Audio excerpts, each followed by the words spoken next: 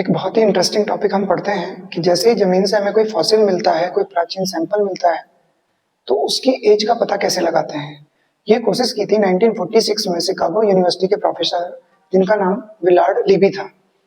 बाद में इसके लिए उन्हें 1960 में नोबेल प्राइज में मिला। आइए समझते हैं उनका क्या काम था। उन्होंने बताया कि जो स्पेस होता है वहां से आती है हमारी कॉस्मिक रेज, उनके साथ आते हैं हमारे न्यूट्रॉन्स काफी ज्यादा एनर्जी के। जब ये न्यूट्रॉन्स हमारे एटमॉस्फेयर के अपर पार्ट में, तो नाइट्रोजन पर जब ये टकराएंगे तो कार्बन की एक आइसोटोप बनता है जिसका नाम है 6C14। ये आइसोटोप बन जाता है, यानी कि एक एटम की ही डिफरेंट फॉर्म को हम उसका आइसोटोप कह देते हैं। कार्बन के 3 आइसोटोप है, 6C12, 6C13, 6C14। इनमें से 6C14 बन जाता है। अब जो 6C14 है वो एटमॉस्फेयर की ऑक्सीजन के साथ मिलता है और CO2 बना लेता है।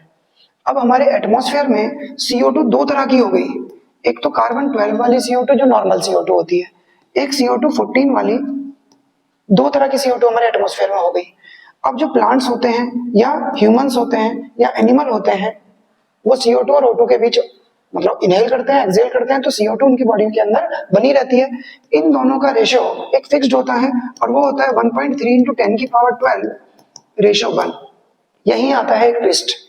अब जैसे किसी पेड़ की मौत हो गई, वो जमीन में दब गया, पता नहीं कब दब गया, तो ये वाला जो रेशियो है वो उसके अंदर भी रहा होगा, लेकिन जो कार्बन 14 वाला हमारा आइसोटोप है वो रेडियो एक्टिव है, उसका डिके होने लगता है और उसका हाफ लाइफ 5730 ईयर है।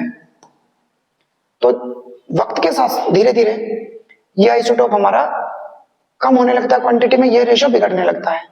अब लीबी ने एक फार्मूला लगाया, रदरफोर्ड सोडी का रेडियो एक्टिविटी का लॉ लगाया, R = R0 e⁻ λt, जहां R0 किसी प्लांट की जब वो जीवित है उस टाइम उसके अंदर एक्टिविटी है, यानी कि उसमें से कार्बन 14 में से जो रेडिएशन निकल रहा होगा वो उसकी एक्टिविटी है, और उसकी आज एक्टिविटी है, यानी कि कितने सालों बाद वो हमें मिला, अब उसके अंदर से कितना रेडिएशन निकल रहा है, ये उसकी आज एक्टिविटी है।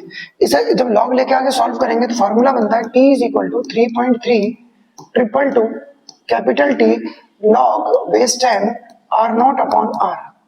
इसमें T की जगह आप उसकी हाफ लाइफ 5703 ईयर कार्बन 14 की रख सकते हैं।